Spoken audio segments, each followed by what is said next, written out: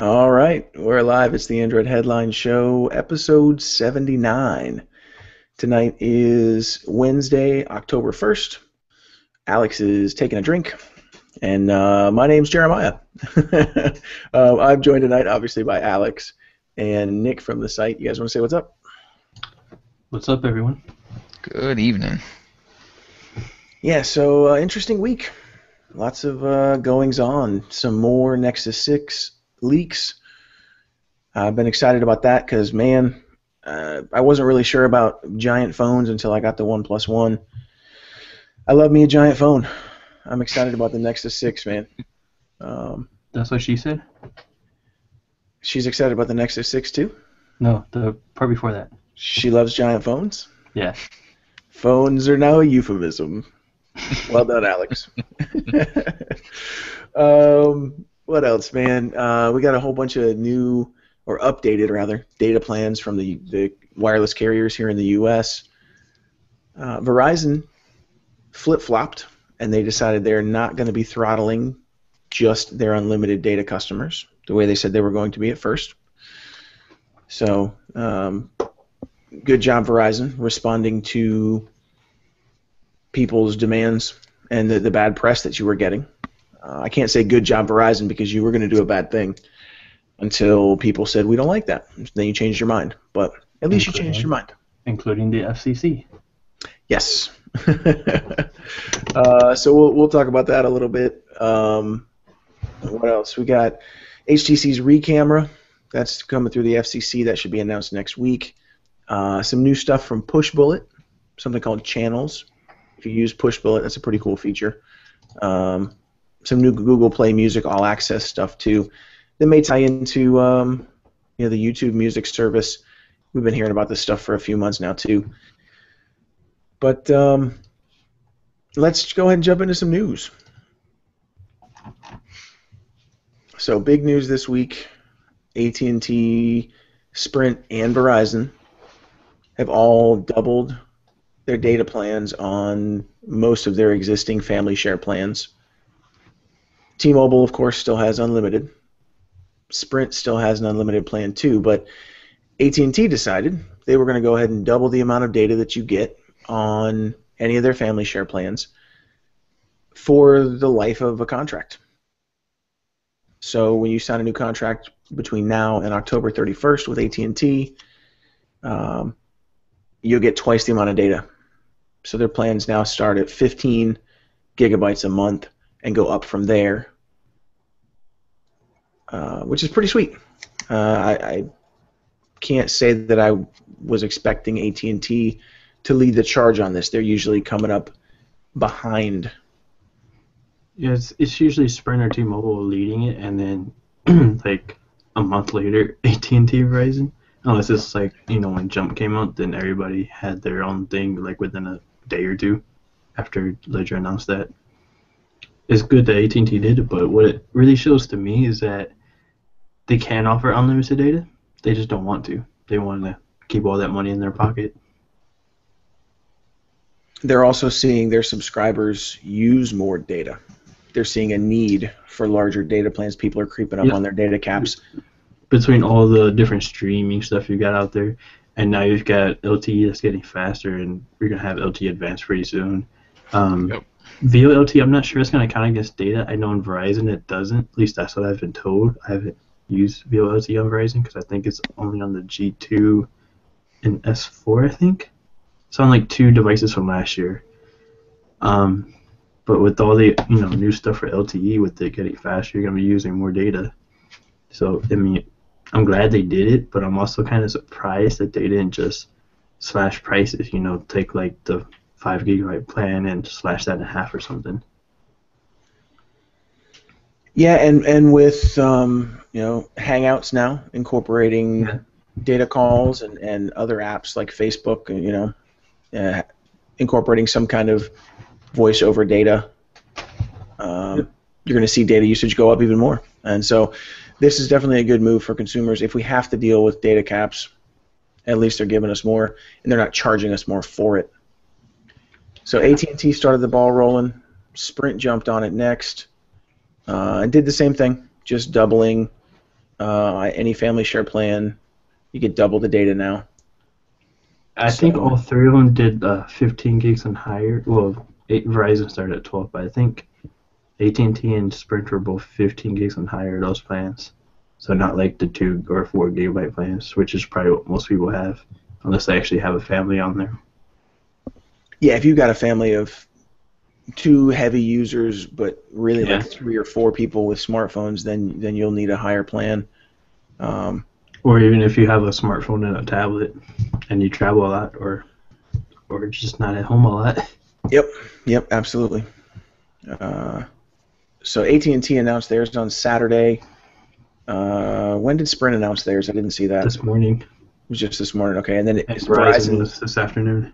Yep. Verizon I knew was this afternoon. So yep.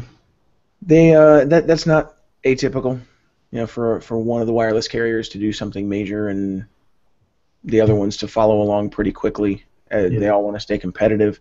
And again, we're not being charged any extra for any of this extra data. So yeah, we've been seeing a lot more competition in the wireless space in the last year and a half now. Yeah, I'd say so. I want to say it's mostly because of T-Mobile. I know a lot of people are going to disagree with me, but if it was for later doing all this stuff, I don't think AT&T and Verizon would really care. Well, that and all the customers he's taking from them too. Yeah, no, I'm going to definitely say it's because of T-Mobile. Yeah. People don't like T-Mobile, but if you're on AT&T, Verizon, Sprint, you should be thanking Ledger, even if you're not giving him money, because he's the reason why your bill is decreased. I know a couple of people on Google Plus. They told me that their AT&T bill is basically cut in half since Ledger took over T-Mobile, which is kind of weird when you think about it. Yeah, it is, but that's competition. That's what it's supposed to do. Good competition. Yep. Exactly, and it's good timing too, because I don't know if you guys remember the email that went out earlier today about they were talking about 5G speeds and how they won't be measured in megabits per second. I assume that was gigabits per second that they were talking about, but I'm thinking, okay, if they don't start increasing these data rates like they are, we're going to be hitting these caps in like 2 seconds. Yep, it used to be when data caps first came out, especially on Verizon, because that was when LTE first came out. You do like a speed test and your data cap is done. Because I know when LTE first came out on Verizon, I was getting like 75, 80 megs down. Now that's not as common, but back then it was, and that was when I first started data plans at like 1-2 gigs. So hopefully we see a big increase. I know 4G LTE Advanced, I think that caps out at 500 megs. I know South Korea has it up to like 300. Yeah, I think theoretically it can hit 500. Real-world tests in South Korea are somewhere around 300. In the U.S., we'll probably see about 100. But that's not going to roll out for a couple of years. Yeah, I'm fine with 100. I mean, I'm fine with 50. When I get like 50 down, I'm excited.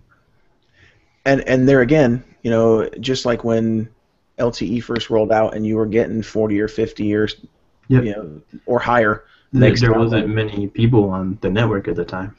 Right, but at that point you could only stream, as fast as it was. You couldn't use it because you were capped. We're going to run into this again with the next generation, with as Verizon and AT&T figure out their capacity issues and LTE Advanced gets rolled out. They're just going to have to up it again. That's why Verizon pushed out XLTE. They needed more bandwidth because they're the largest carrier, so they have a lot of people on there. And a lot of people, they tether to their tablet or they tether to their phone, especially when they're traveling. I know I do that a lot. So that's more and more data. I know in some areas Verizon is just blazing fast, but then in other areas it's hard to even get a 4G LTE signal. Same thing with AT&T. Yep. Absolutely. I know you guys both know that I use Verizon primarily for my internet now, and I'm totally spoiled by it, even though by comparison it sucks in my area. I was so used to my absolute garbage 1 meg internet connection at home, and now I get maybe like 6 or 7 on a good day in Verizon here. But if you go down like south of Orlando, you get 60 to 70 megs easy. Yeah, when I was in Chicago for Motorola's event, all the work that I did there, I was tethered to Verizon, and I was getting like 75, 80 megs down and like 30, 40 up. So I was happy with that. But then once you Yeah. come here, well, at home, I don't even have LTE on Verizon. But once I go out into, to the city and stuff, it'll be like around 10, 15. It's still enough, but you want more, obviously. And that's crazy to me that you don't have LTE and Verizon living in a house. Like, okay, just 2 days ago, I'm up in the Wakaiva woods, and I had like 4 bars of LTE in the middle of the friggin' woods. Like, I mean, Verizon's network is crazy sometimes. well, I've told you guys before. They say it's because I'm too close to Canada. I mean, Yeah, I might be know. true, I know but your reasons. It's just still funny to me that that would be a problem. well, what's even funnier is AT&T, Sprint, T-Mobile all have LTE here. T-Mobile has the strongest Yeah. LTE signal, actually. Yep. I don't know. Because It's a silly reason. people keep asking me why I stick with T-Mobile. They have the best signal for me wherever I go most of the time, unless I'm traveling to like different events and stuff outside of Detroit. The $30 prepaid plan is best, basically, especially if you have a good coverage. And so why would I pay more for less coverage and slower speeds at that? Yep.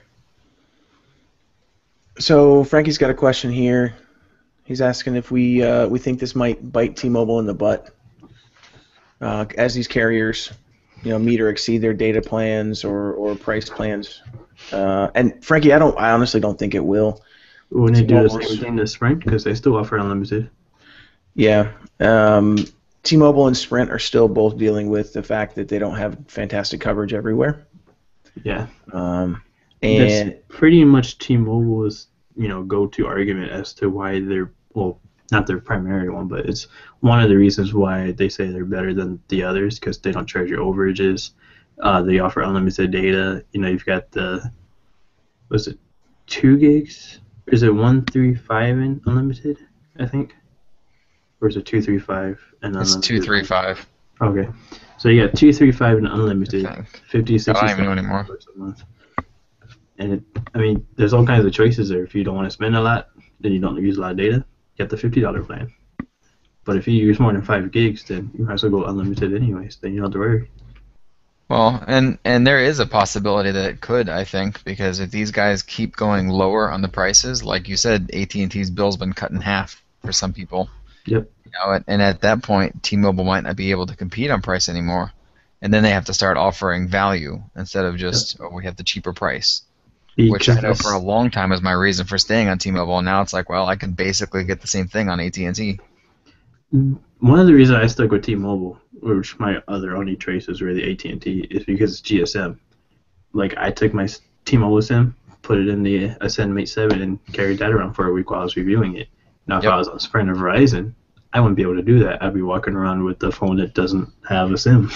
Yeah. So I'd have to carry around my regular phone as well. Oh, yeah. That's the main reason why I stick with T-Mobile, especially on the $30 plan.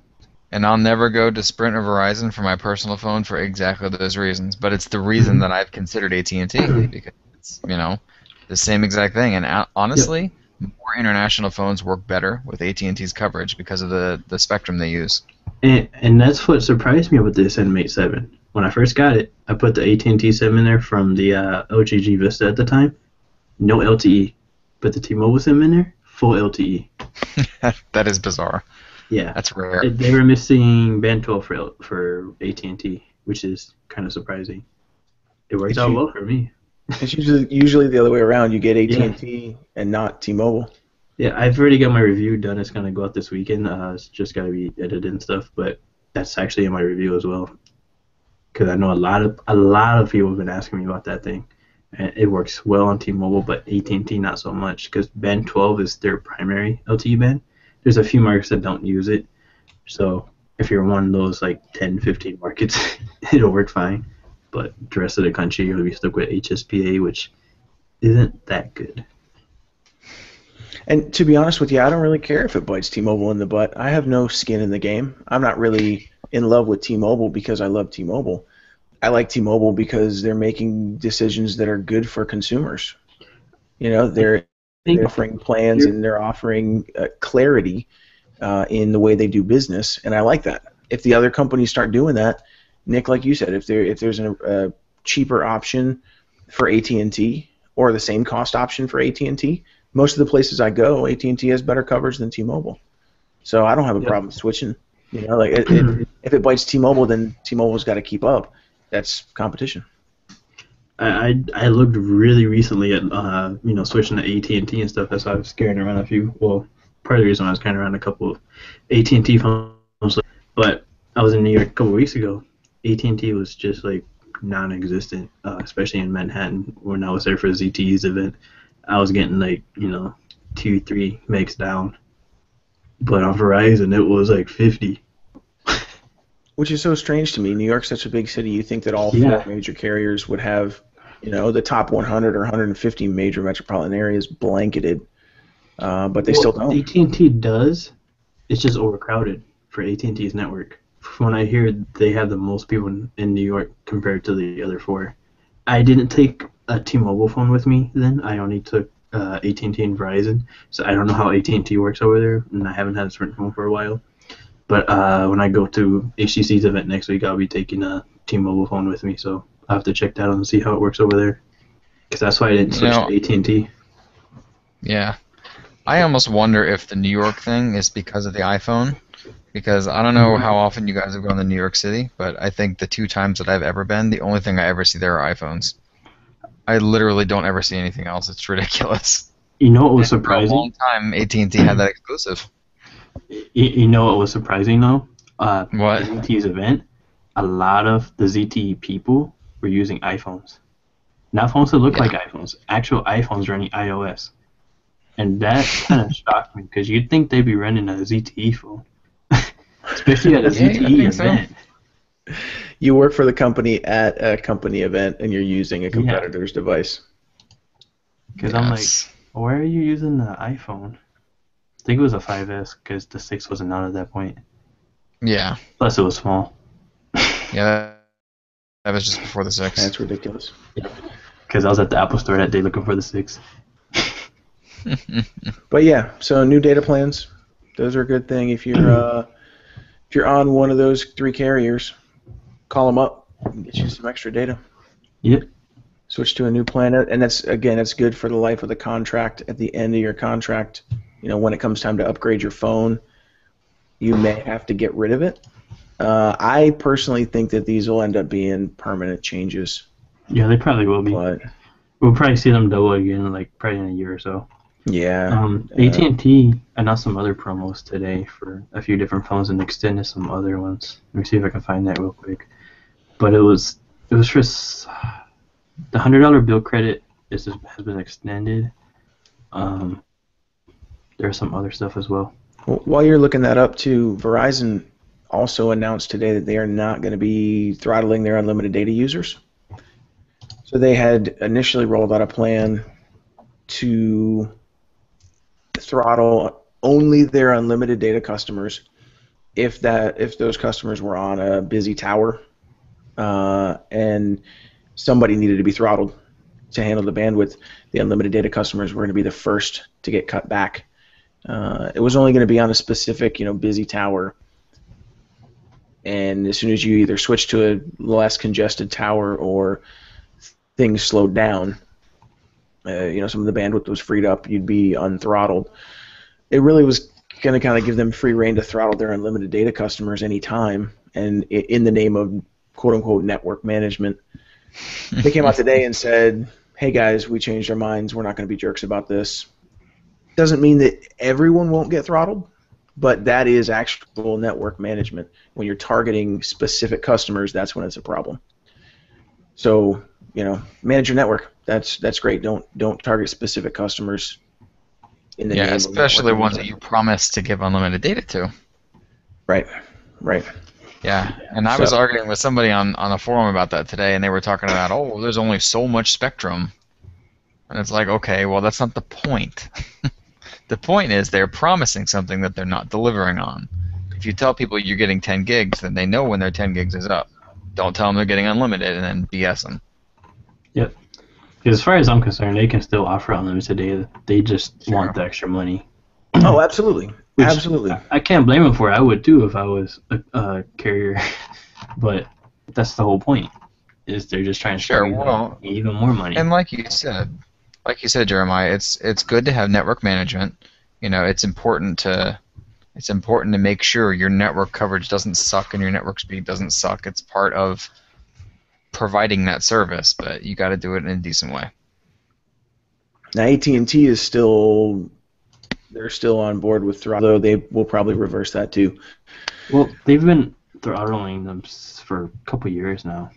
I think it's like if you go over 3 gigs, they throttle you.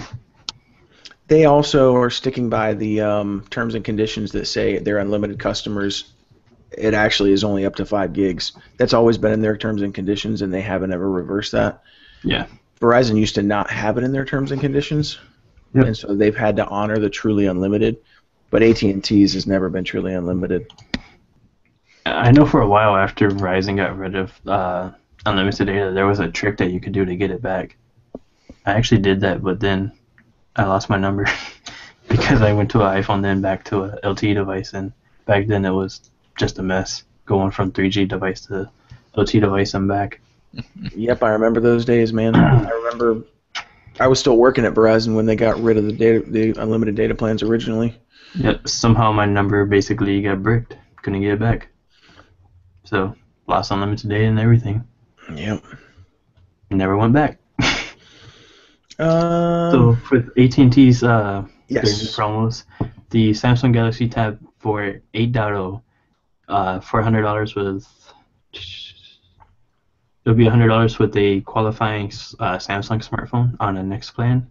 The $100 bill credit has been extended through October 31st. I think that's only if you buy it on Next as well. And you can get the LG G Pass 7.0 LTE for $1 with any smartphone that AT&T sells. That starts October 3rd. So not a lot of good stuff, but it's mostly tablets because they also have them for the iPad if you buy an iPhone. So carriers are really starting to push tablets, which I mean it's understandable because you're not going to be buying as many phones per year as you used to, and most people have upgraded from flip phones to smartphones already. Yeah, smartphone saturation is pretty much at a high. Hashtag blame Samsung. Yeah, whatever, you know. You can't blame just them though, because HTC used to do it pretty bad as well. Which is why they are where they are. Yup. Lots of phones, but no support. Yeah. So moving on to another bit of news here because we've been talking about that for a good little while time. now. But it is important. There's a couple of really important things there. This was also, I thought, pretty important. Google this week took down or issued a takedown request that was honored by Indiegogo for a campaign for a Android Wear watch called Com One. We covered this back in, I think, July when it was first rolled out.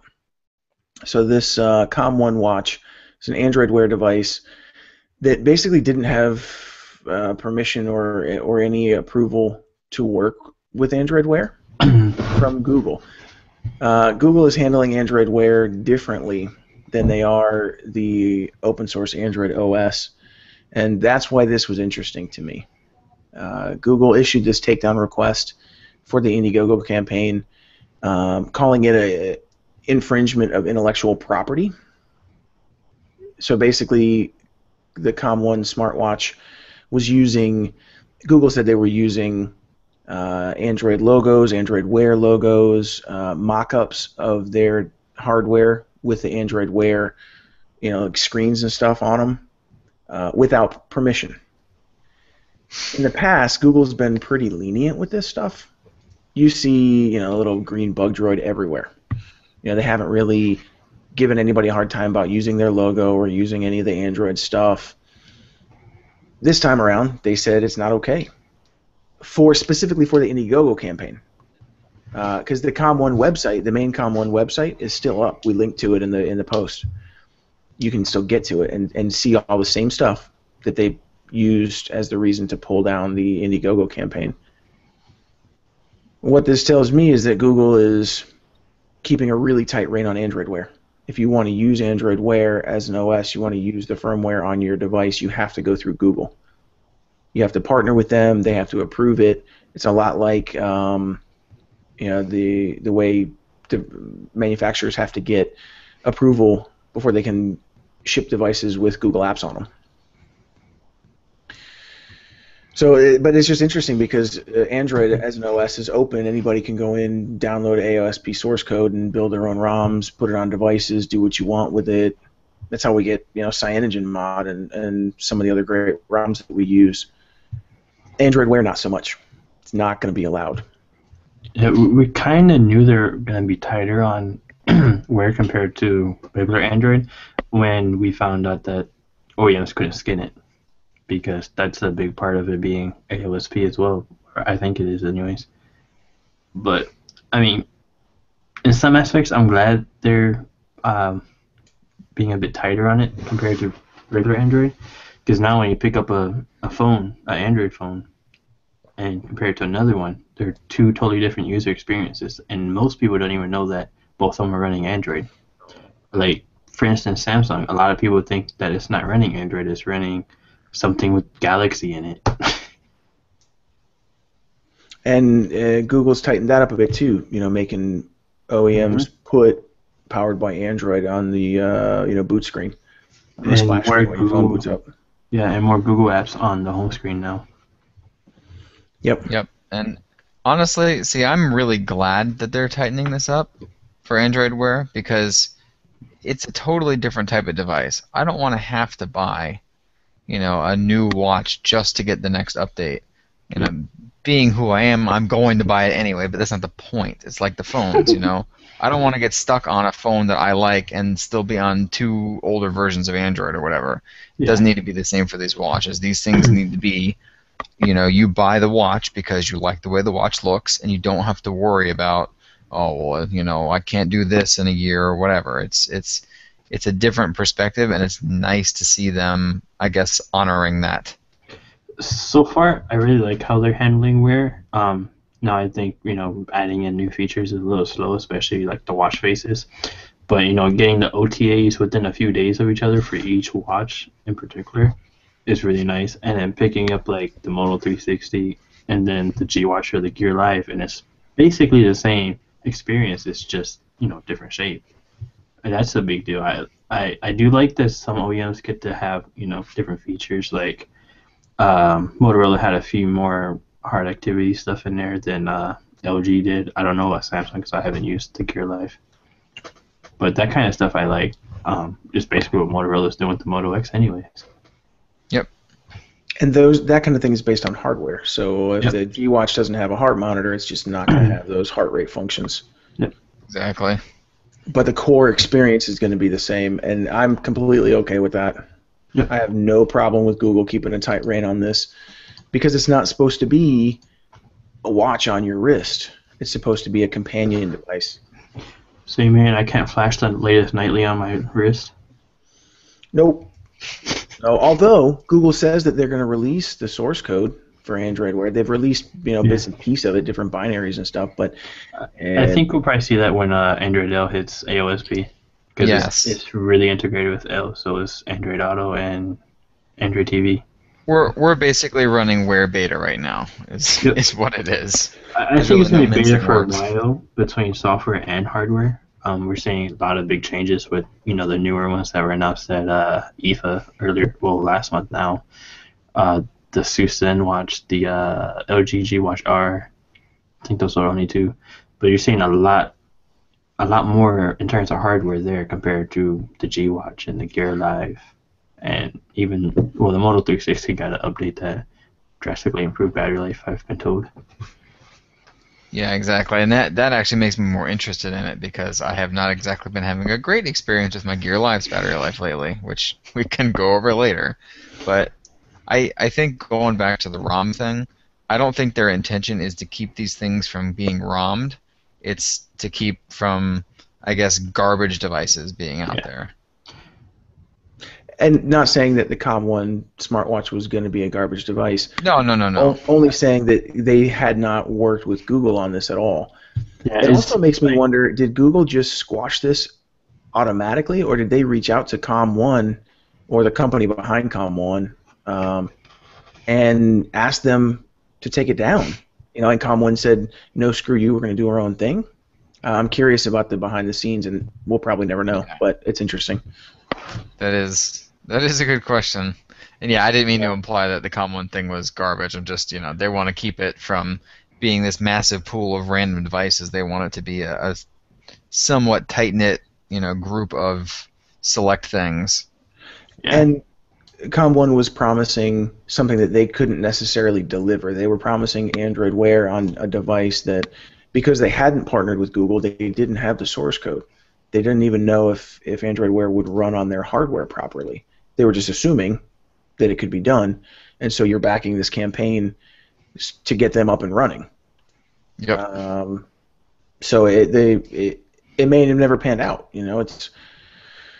But the implications are a lot bigger than just Google saying, "Hey, intellectual property infringement." Yeah. So a couple other quick bits of news, and then we'll move on here. The Xperia Z3 is coming to Canada October 31st. Boo. Well, we'll probably see it in the U.S. pretty quickly here too. Yes, Sony has an event next week as well, which I'll be there for that, and it should be. I'm pretty sure it's the Xperia Z3 because they're using the hashtag #DemandGreat, and that's the hashtag they used for the Z3 event last month. So, and we already know it's coming to T-Mobile, and it might be coming to Sprint too, hopefully. So that's the announcement. Probably going to be the announcement event for that.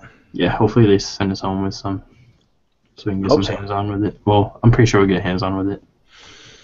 But if you could take one home for a couple weeks, that'd be sweet too. Yep, so we can bust out a bunch of content because people keep asking for it, Yep, it's a great looking phone. especially with those bezels. The new Moto X is dropped in the UK too. So if you are interested in the new Moto X and you live overseas, or in the UK at least, you can pick one up. Yep, there's like over there. You can still get the Moto Maker stuff. I think Moto Maker's, that's still just US. It's gonna be a lot more than the US, but right now it's not in the UK. Right now they're still making them here in the US until the end of the year. Then it's gonna all be in China. Still 4 days though. And I think once we see the manufacturing move to China, we'll see Moto Maker open up to a lot more countries too. I'm pretty sure they said the UK would get Moto Maker in October, so we should see it later this month, most likely. I'm not quite sure, not 100% sure, but I'm pretty sure they did say October for the UK and a lot of the other countries, like Mexico. I think Germany might already have it. That'd be better than last year, because I know last year, dude, the Moto X took forever to get over there, and Moto Maker too. Yeah. Well, Moto Maker, I don't think it even went to the UK last year. I know it went to Germany like a few months ago. It never hit the UK though. I thought it hit. It did. Okay. Because that's why Tom didn't get a Moto X. Well, that and it was like really overpriced when I got there. Yes. Yeah, I do remember that too. Okay. But that's that for news. Big stuff this week. Anything else you can think of? I think we hit all the big stuff. As far as news goes, we just gotta jump into hardware. Cool. Let's do it. So we got more Nexus 6 stuff this week. We saw the device leak out in some new renders, as well as live in the wild. Somebody got some pictures of a guy using what we're assuming is the Nexus 6 on a subway. And it really looks giant. Sounds familiar. Yes. Yep. This happens. It happens a lot because even with the Moto X, before it was announced, somebody saw a Motorola employee like on the train in Chicago with a Moto X. Yep. And so these shots, of it in the wild, it's got some kind of like a rubberized case looking deal on it. It looks you can't like really see. It looks like bezels. a nice like TPU case like a Trident has. So I'm wondering if that's going to be like one of the ones that Google/Motorola launches with the Nexus 6 in a few weeks. Yep. So it was. I'm like I said, I'm really excited about it. I also noticed that it's running the newer version of Android L. Yeah, the So we one we saw saw. yesterday. Yep, we saw it yesterday. Android L was updated. The navigation buttons.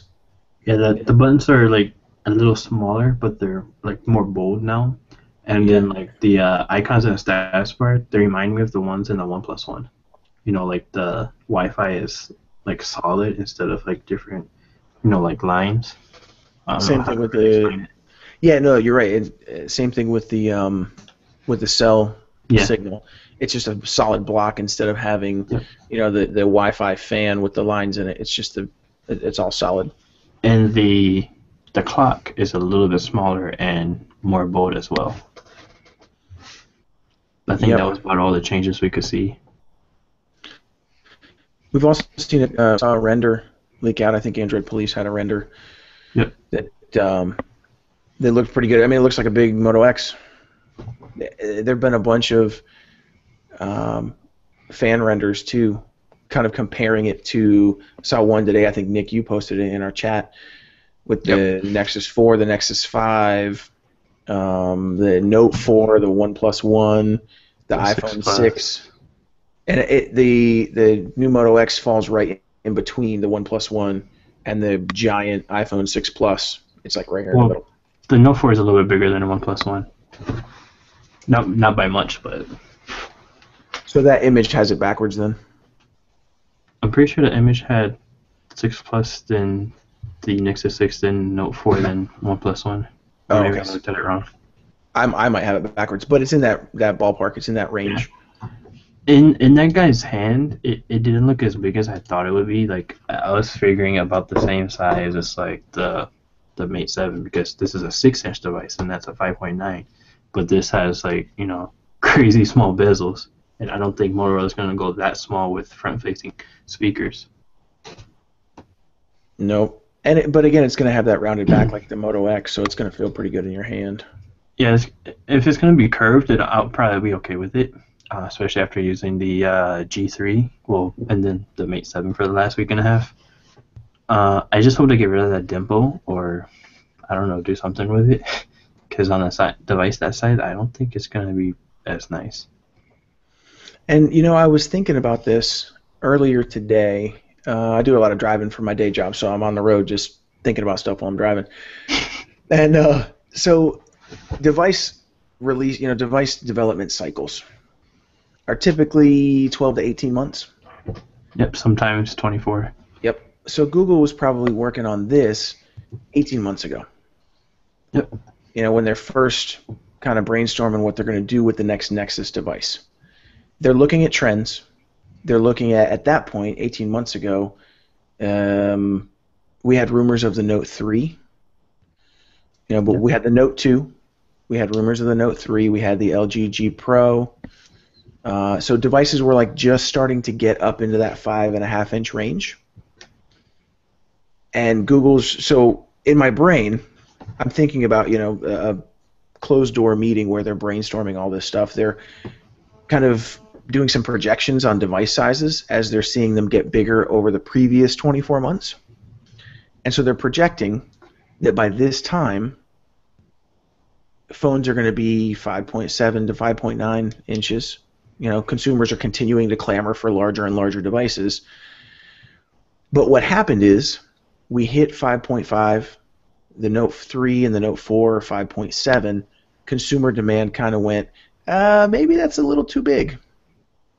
And so now we have giant devices like the iPhone 6 Plus and the Nexus 6 that were in development 18 months ago, and it's not what we want now because consumer demand is changing just a little bit faster than these device cycles. And so we've heard a lot of complaints about how big the Nexus 6 is going to be, and oh my God, it's just going to be too big, and people are freaking out. And I think that's why. I think because development based on projections 18 months ago gives us what we're seeing today. Yep. So just a thought that I had as you're freaking out about this stuff. You got to remember, this stuff wasn't planned out 6 months ago or 3 months ago or yesterday. Yeah. It's not overnight that a phone goes from a prototype to being announced. I don't know why a lot of people think it's like that, but it's really not. And Motorola pretty much cemented that, at least to me, when they took us on that little tour of their headquarters last month. It took them about good 18 months to get the first Moto X out, and about that long for the second one as well, which is probably why it was a little bit later in the year this year. But I really hope they do a smaller Nexus as well, because I know a lot of Nexus fans are saying Nexus 5 was too big for them. Yeah. So the Nexus 6 is going to be like a tablet for them. But I know a lot of people want a bigger phone, or a bigger Nexus. Especially a lot of Note users. Maybe they, want something outside of Samsung, because for a while they were the only ones doing big phones. I don't know if I want to say correctly, but better or maybe best, because everybody else is just making it big to be big. They're not, incorporating like multi-window and stuff like that, which I think really helps with having a big screen. Yeah, absolutely. I know that's still my biggest disappointment with basically any larger non-Samsung device is, and that's what I'm like hoping S Pen with, and stuff. You just don't have it. and that's what I'm hoping with Android L, with Google doing a bigger Nexus. Maybe they're gonna have some stuff in Android L that's going to make better use of the bigger screen. Now, of course, I could be wrong, and I probably am, but that's what I'm hoping for. What's going to be really interesting is if they don't do both a 5.9 and maybe a 5.2 inch device. Yeah, we heard rumors of a 5.2 and a 5.9, but lately all you've been hearing is the 5.9. So I don't know if the 5.2 is going to happen, or maybe it's just really going to be the Moto X. Maybe they'll do a Google Play edition. Hopefully they use Moto Maker. Well, and the Nexus program is still about developer devices, right? Yep. So Google doesn't really care if you as a consumer want a smaller device, and maybe the alternative is get a Moto X. That's what I'm looking at right now, because I also heard somebody else say this, but I also heard from Motorola's engineers is that they're trying really hard to get Android L to the Moto X 2014 before Google puts it out for the Nexus 5 and possibly Nexus 4. I don't know if that's going to get updated. Like they did last year with KitKat. They had it out before the Nexus 4 got it. So they want to be able to put that one Easter egg in there again. Which nice. I think is a good idea for them. And I mean, stock Android anyways. Everything else is just apps on top of it, basically. So it's not going to be that hard. Like if it were Samsung, HTC, Huawei, LG, pretty much everybody else. Yep. And if that's the alternative, I'm totally okay with that. If you want a smaller phone, get a Moto X. If you want the bigger one, get the Nexus 6. Even at $499 off contract, the Moto X that's still a pretty good deal. I mean, most flagships are $650, $700, so $450 or $499 for basically top of the line specs. I mean, it's 2 gigs of RAM, but stock Android, I think that's really all you need. 1080p display, no QHD there. What else? Oh, battery's a little small, but I mean, I was able to get through a whole day even on LTE. So. And the Nexus 6 will be priced, like last year's. It'll be a $350 to $400 price range. So I don't know. Just under I don't the know Moto about X. it being a bigger device. It might be cost a bit more, maybe 50 more. I think we'll see. If OnePlus can kick out a 5.5-inch device for $350, Google can. Google's got way more pull than Oppo. But how many have they put out? That's the real question. Yeah. That's true. They can't even get them made, so they're obviously. Well, I don't know if they're actually losing money on sales. They might not be, but they can't be much more than breaking even. And that's really, Google's not trying to make a buck on the Nexus phones either. They're going to sell them for just a little above cost. I'm hoping we see a 64 gigabyte version, but I'm thinking 32 at 32 was what, 400 last year? Yeah, it'll be 32, man. Yeah, so I'm thinking 32 at like 450, and hopefully a 64 at 500. It has to be at least 32 gig. These 16 gig phones are just not big enough for this stuff. Especially since it's going to be a QHD, at least according to. Yeah, and especially because it's going to be shooting 4K. Because I don't know about you guys, but anytime I do a video, I do it in 4K because I don't want to do it in 1080p. Why would I do that? That's one thing I don't like about the Moto X. When you change it to 4K and you exit out the camera, go back into it, it goes back to 1080. Ah. But again, what is this device for? It's for developers. Yep. So developers, you're assuming the developers are not storing, tens of gigabytes of games on their device, or movies or whatever. You might load a big game on it, and then you're deleting it because you're developing for that. It's a little bit different than when you're looking at consumer devices. Yeah, I'm thinking. Well, even on Nexus, it's more about developers. More. It's more for developers, but a lot of people are going off contract to buying it now because it's a great device at a great price. And Yes. compared with some of these prepaid plans we've got now, it's a pretty good deal. But I think most of the people that are buying it are really, journalists like us and developers. I mean, we buy it so we have the latest version of Android and we can write about it and stuff like that. Especially with the developer preview that we got at Google I/O, which is a big reason why I'll probably be buying one, even if it's not my daily driver. Well, and even in that case, I think Google has to recognize that the market is changing, and not just for sizes of devices, but Yep.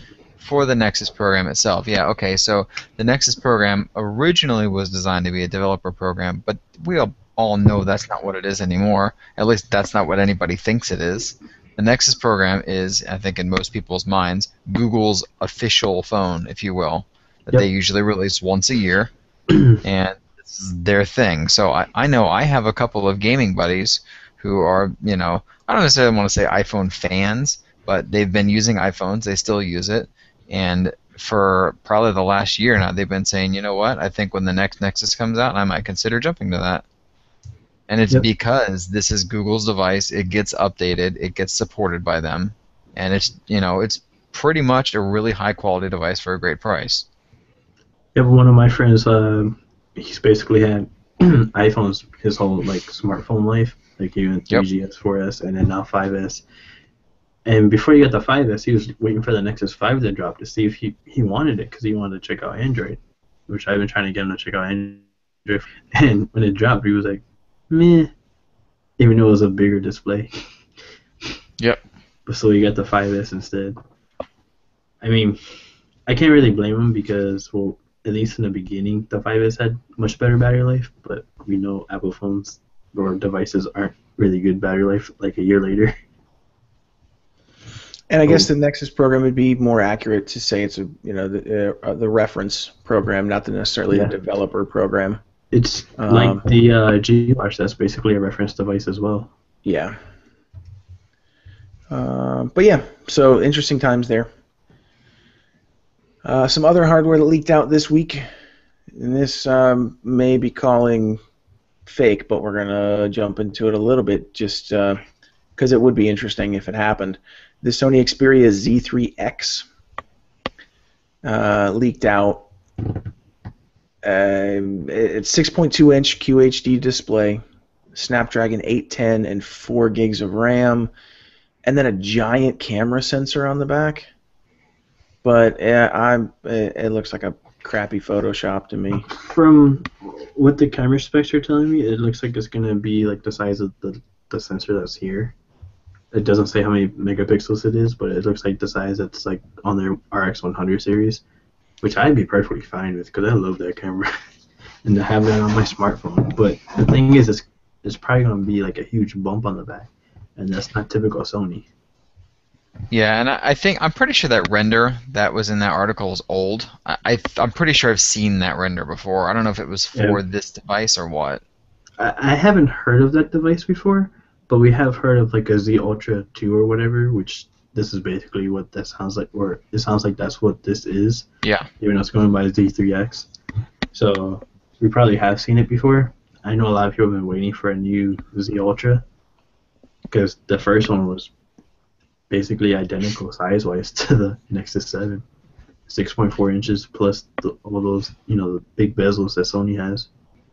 Yeah, exactly. Well, and I think, like you were saying about the camera lens, This reminds me a lot of, I think it was last week I was talking about that Lumix, the one that's, basically a camera with a Yeah. smartphone on it.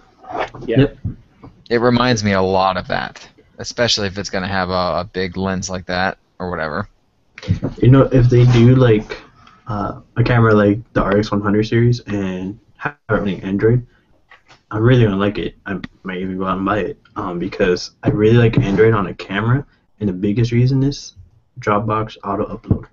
So when I was at ZTE's event, if I had a camera running Android, I could take pictures, have it auto upload to Dropbox, and the rest of our editors can get to it and edit those pictures and get them up on the site while they're writing stuff up. And just makes it so much easier. I don't have to have my laptop in one spot, take the SD card out, and edit stuff and upload it to Drive or even the site. And it just makes stuff so much easier in that perspective. Plus, you can upload it to Instagram so you don't look like crap like everybody else. Yeah, and I think it makes cameras more attractive to the everyday consumer too. Yeah. Because why not provide these connected services, and why not use a platform that makes it ultra easy to do so? I mean, the RX100 Mark II and 3 both have Wi-Fi, but you have to use Sony's app, which isn't terrible, but it doesn't offer a lot of functionality other than like transferring your pictures to your phone or your computer over Wi-Fi. I mean, you can It's control. got a terrible name. Yeah, it does. You can control the camera with your phone, but I'd probably never use that. If it ran Android, I'd use it a lot more for what it could Man, do. you could be like that Apple commercial and look cool doing your tripod and all that stuff. It's too much work. This Giant viewfinder. Yeah, for real. The Xperia Z3X is supposed to be running the Snapdragon 810, which we don't expect to see until probably Q1 or maybe even Q2 of next year. So this is way early. Yeah, which I'm thinking we'll probably, if anything, we'll probably see at CES. Usually the new flagship comes at MWC from them. Like this year we got the Z1S from them, and last year we got the Xperia Z, so they mixed it up this year. So we'll probably see like the Z3X at either CES or MWC and the Z4 at the other one.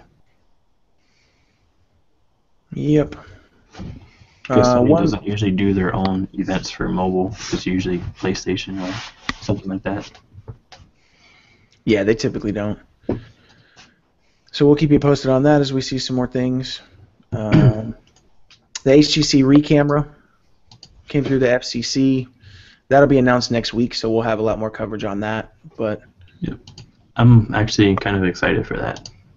Are you? HTC does good camera software. They just need more than 4 megapixels. Yeah, that's true. That's true. They do. Their camera software is pretty sweet. If anybody's, or if you've ever used like the M8 or pretty much any HTC phone since from the M7 on later, or at least of the M7 or the Mini or whatever, their camera software is really good.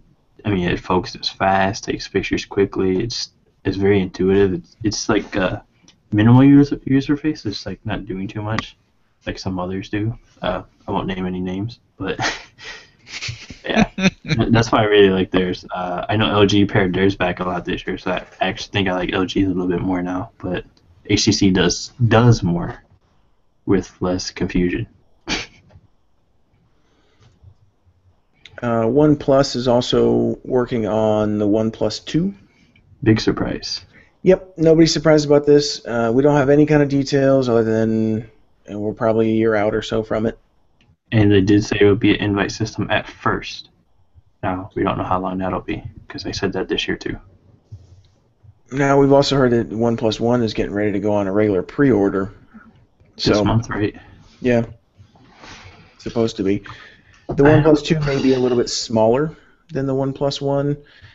I don't know if anybody cares at this point. But what it sounded like from the AMA is that they might go Sony's route, do like the OnePlus 2 and then like a OnePlus 2 compact, but with the same specs, which I'd be perfectly fine with. And I'm fine with their devices. I love the OnePlus 1. It's a great phone. Just wish you could get your hands on it, or more people could anyways. Yeah, I and that's wish the people thing. would actually buy the bloody thing. Yep. Nobody cares about what the company's doing until they start releasing phones that are readily available. When people Yep, want to give you money, you have to give them a way to do that.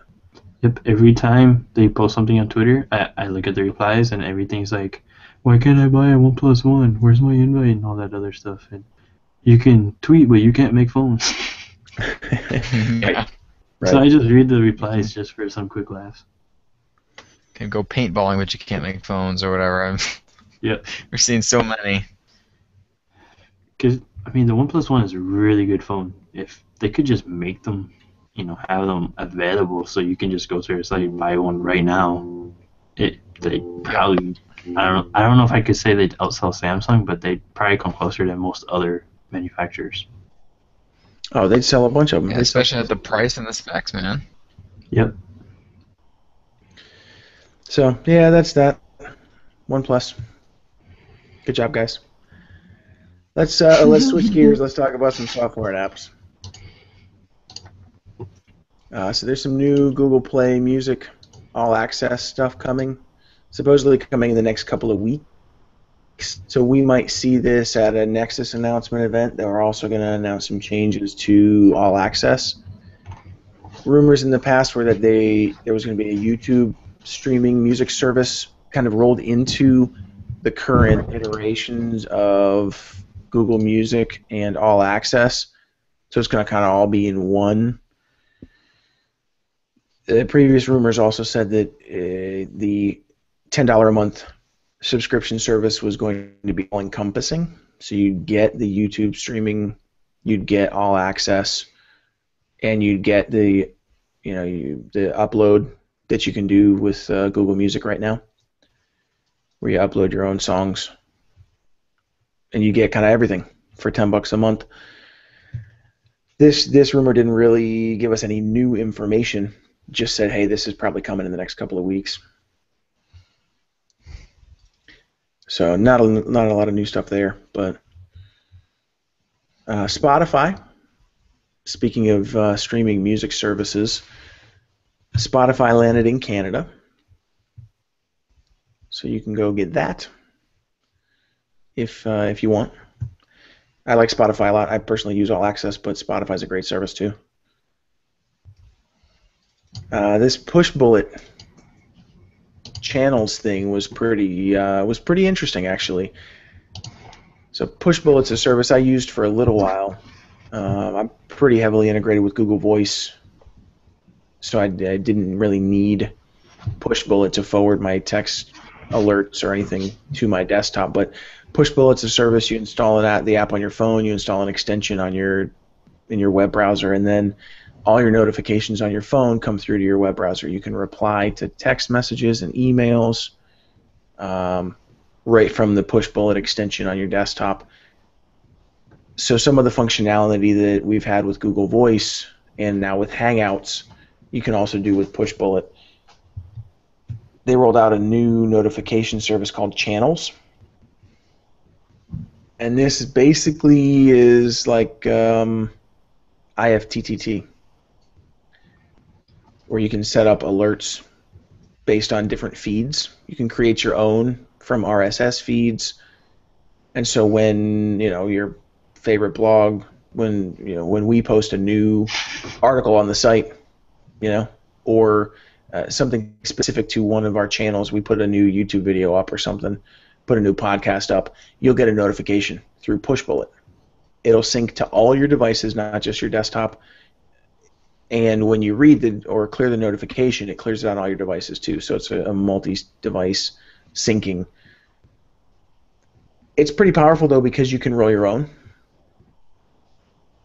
For me, I'm still kind of sticking with RSS feeds and Twitter to get these updates because I don't want my phone. It sends an actual notification. I don't want my phone blowing up all day like that. But yeah, that's too much. But it's a cool service, and it's cool to see Pushbullet like trying new things and rolling new stuff out. Yeah, it sounds a lot like IFTTT now, and that's what I use. That's also what we use for Android headlines for Twitter and Facebook. I think Tumblr. Pinterest isn't on there, so we don't use it for that. But I mean, IFTTT is really good. I haven't tried Push Bullet yet. I have to give that a shot over the weekend. Yeah. Have So either of you guys used IFTTT for Android Wear? Just on a side note. I have not. tried, but I wasn't able to get it to work. I wanted it so that I could hit a, go into IFTTT on my watch and hit a button and turn the ringer off on my phone. But yeah, that didn't work. Yeah. I think I'm still too lazy to use any of those services, but they just sound so cool. I'm like, I don't know.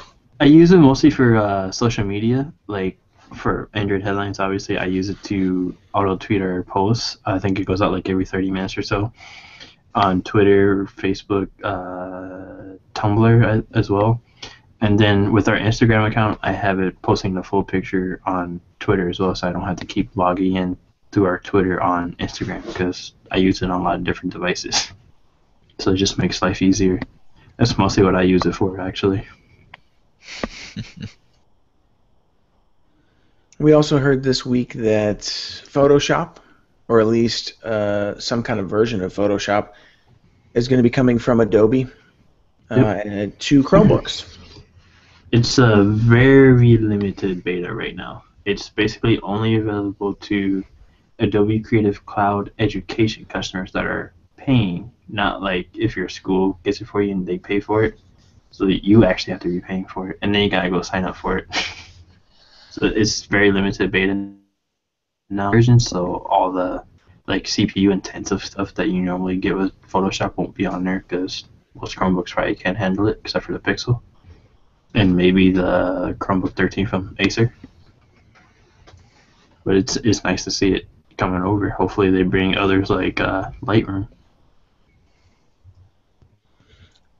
Why not, if it's not going to be a full version of Photoshop, why not just use something like Pixlr?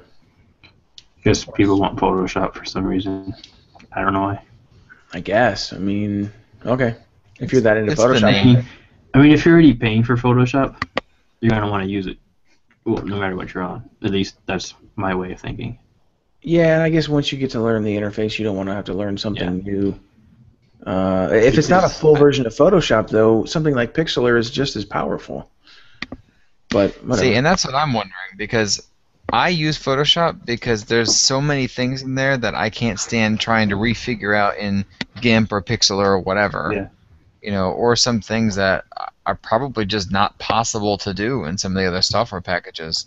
But that's the full version of Photoshop, like you said. If you're using a GIMP version, like I know I tried to use the one on the phone, and it's friggin' useless. I'd rather use anything else that lets you crop and exactly. Snapseed. There's 10 million different apps out there that all do the exact same thing. There's no reason for me to go get Photoshop on my phone. Yeah, I actually use Lightroom for pretty much all my picture editing now. It's just so much easier. I mean, it's a lot less clicks than a lot of the other apps I've used for trying to watermark pictures for the site because I take a ton of pictures every day for the site, so it's the daily thing for me. I've used some other ones and they just take so long. So Lightroom is the way to do it for me. I mean, within a minute I can have a picture uploaded and everything, watermarked, resized. So that might be why you want to do it on a Chromebook too. But it is cool to see that it's finally coming to Chromebooks. That's been a big complaint for and a big reason that people haven't switched to Chromebooks is because some of this functionality, like with Photoshop, hasn't been available. So yeah, everybody's like, oh, you can't run Photoshop on it. Not because they use it, just that's a big popular app that they want to use, that they want to think they want to use. Sure. If you actually do use it, though, that's a valid complaint. I mean, a lot of people say you can't use whatever you can if you use like Hotmail or Outlook.com. There's a web version of Office, plus there's already Google Drive. So that makes Microsoft's argument kind of invalid. Yep. But that'll do it for what we got on the agenda. What's new in your Android world? I got this metal thing. Small metal Samsung device. Galaxy offer from AT&T. I actually really like the wallpapers on this one. Nice and bright and colorful. It's fancy. 4.7 inch, 720p, Snapdragon 801. Kind of surprised me there. 2 gigs of RAM. What's interesting, this one has 32 gigs of storage. The S5 has 16. Whoa. So, I don't know what's up with that. Been using it, about 6-7 hours now. Battery life, it's not impressive yet, but it is the first day, so I'll put that out there. I'm sitting at like 23% right now, but I've been on LTE most of the day and actually using it. I think there's like 2 hours on screen here on LTE. Display is not that bad for being 720p, but it is a 4.7 inch display. The only issue for me is I'm coming from the Ascend Mate 7, which is a 6-inch device, going to a 4.7, so it's a huge difference. Yeah, it is, man. That's my only issue right now, but I actually really like this phone. The build is really nice. You got the metal frame here. The back is really it's not like as grippy as the OnePlus One is, but it's more like soft touch than the S5 was. It looks good. At least, and the Galaxy Alpha logo looks nice. Maybe that's just me. I like their font for the Galaxy name. Not for anything else, though. Yeah. They actually have one speaker on the bottom instead of the back. They keep going from the bottom to the back a lot of times now. Please keep it on the bottom. If you're not going to do front facing, put it on the bottom. I was surprised to only see one speaker, though. Usually on the other side, there'll be one that looks like a speaker, and it's just a headphone. Or not headphone, microphone. Yeah. Although you do have the one microphone hole there. I'm not sure if you can really see it on the camera. Yeah, you can. There. They did that with the Note 3, though, too, so I'm not really surprised. Yeah. So far, I really like it. Like I said, I've only been using it for a few hours now. Samsung also sent over the Galaxy NX camera, which is running Android. And I've been using this for a lot of the pictures and videos on the site for the last week and a half now. I think I got it last Friday. It's running 4.2, I think, Android. 4.8 inch HD display on the back. I think it's 720p. Not that it really matters. I mean, it's a camera. It's not like it's your phone. As you can see, you get the full home screen, and it's super bright. Battery life, it's kind of hard to tell on the camera because it's not like you're using it continuously all day. But you got a lot of sweet apps on here, a lot of camera apps. There's a lot of good stuff with the camera as well.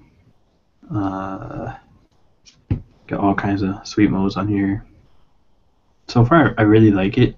I'll most likely be using it for the HTC and Sony event next week that I'm going to New York for. Just because, auto upload to Dropbox, so it makes it easier to get stuff out. And it takes really nice pictures. So between this and the RX 100, I'm all set.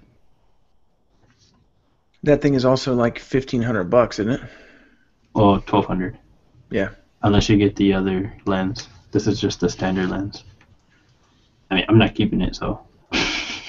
Right. No, but you're shelling out a pretty penny. Yeah. For that, as nice as it is, it's definitely like an enthusiast type device. Yeah. It's a mirrorless camera. What's interesting though is that the EVF comes out further than the screen, which, I mean, it's not like that on my DSLR, which I never use. It just looks kind of weird to me. Might just be me, but yeah. So far, I really like the camera. So. Sweet, man. That review will probably come out next week, I think, along with the Galaxy Alpha, and that's about it. Cool. That's what's up. What about you, Nick? Anything new? Well, I'll touch on the weird battery issue I've been having with my Gear Live. It feels like it's been 3 weeks or something. I can't remember if I mentioned this last week or not, but You didn't. it seems like just about every day the battery life is getting worse. And I think over the last week it's taken a significant turn for the worst. And I really can't figure it out. I've uninstalled... What? I was gonna say, are you using any custom watch faces? No, Okay, I never because did. those run as separate apps, so it uses a lot more battery. Yes, exactly. Yeah, I had a few installed in there before, but I never actually used them because of the stupid way that it handles the notifications. It's Yeah. dumb. So until they fix that, I'm not going to use any custom watch faces. But I never used them in the first place. So I went, I uninstalled all that garbage. I uninstalled I downloaded some silly things like Wear Calculator and Camera and all that stuff. I uninstalled all those. I basically got rid of all of the apps that were specifically for the watch. I did factory reset. I've even tried moving over. I'm using the Mi 4 again on MIUI 6, and I did a factory reset and paired it with that. It doesn't make a difference. It doesn't matter what it's connected to, what I have running on it. Like there's literally nothing on this Mi 4 that would sync with the Wear, so I know there's no apps on it. It's just like by the time 3, 4 o'clock rolls around, it's practically dead, and it's dead by the time I go home from work every single day. I was going to ask you if you had tried to, factory reset it. Sounds like you have. So Yeah, and I even it's weird. tried. I know somebody suggested. I had a couple of people actually suggest that I turn off the always on functionality, which I shouldn't have to do. I've never had to do that before anyway. So I tried that today, and it made absolutely no difference. When I got home from work, I had 9% battery left. It's So, crazy, man. best case scenario, I made an extra 5% battery by the time I got home. So I don't know. Something's completely screwed up, and I can't explain it. So that's the Did sucky news. Did you get the latest OTA? Yeah, but it wasn't a week ago. It was like a month ago, I thought. There was one for the Moto. Well, it was for the Moto 360 that came out a few days The ago. 360 is the only one that got some kind of battery Okay. life OTA, I think. I haven't even put on my G Watch since I pretty much got the 360, and I just sent that back like a week ago. Yeah, I Try to looked. set up and sync it again. Yeah, I looked that up as well. And as far as I can tell, I'm on the latest version. It doesn't seem to be 100% clear anywhere what's the latest version on any of the watches. I wonder if there's But like a connectivity issue, because I know with the Moto X it will sometimes drop Bluetooth and I keep trying to reconnect, and that would drain battery. the only weird thing that I have seen is on the Android Wear app. If you look in the notification tray, it says, watch connected running sync loop. And I don't remember it ever saying running sync loop, but it's been doing that for at least a month. And I don't think that's exactly related to the battery. I don't know. It's bizarre. The whole thing's really strange, but I don't even know what I could do about that because there's not any development for this thing. And I even went to XDA and asked the question, and I got like one reply for a guy having the same problem. That's it. I thought you were going to get flamed for asking questions. Yeah, XDA is usually pretty decent about that. I don't know. So It depends on what forum or what part of XDA you're in. I'm sure, yes. I've been fortunate to have devices that have reasonable communities. Yeah, go into the Nexus part. Haven't had a Nexus device yet. We'll see if that changes with Shamu. For good stuff, though, I have a new theme I've been running on my OnePlus One. It's called View. That's spelled VEU.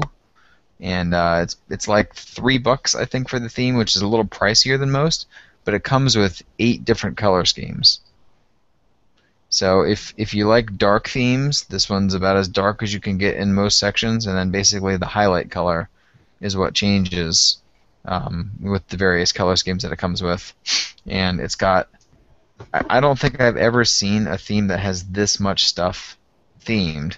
It literally has every little animation, every little bar, every just little section of the UI everywhere has a theme.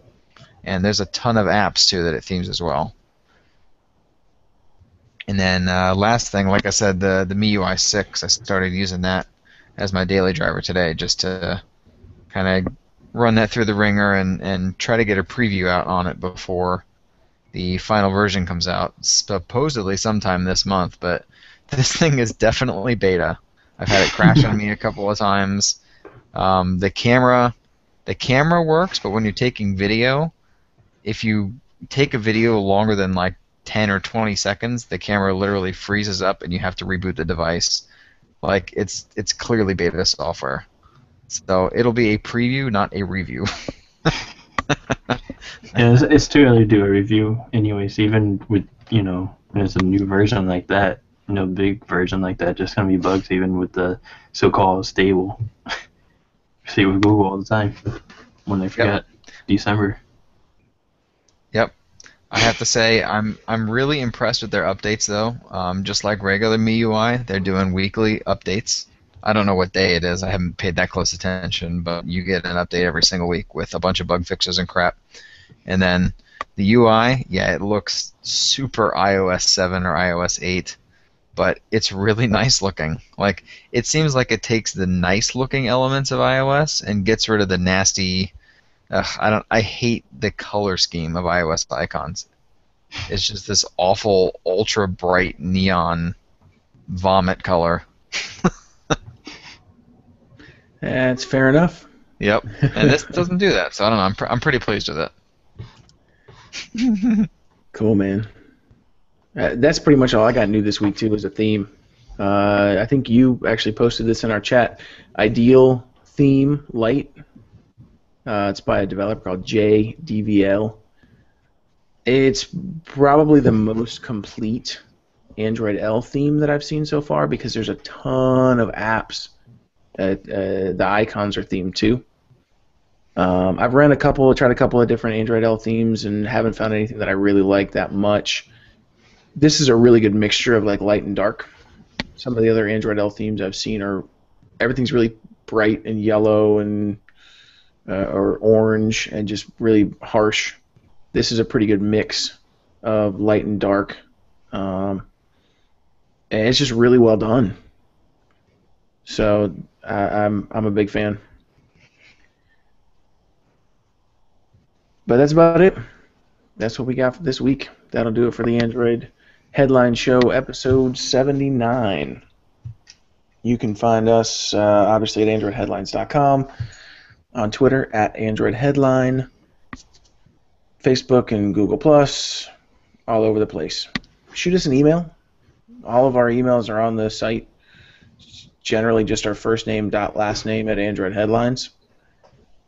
But if there's something you want us to talk about, somebody you want us to try and get on to interview or whatever, we're always trying to make the show better. So, but Nick, Alex, thanks so much for hanging out, guys. It's always a blast. Not a problem. See everybody next week. Absolutely.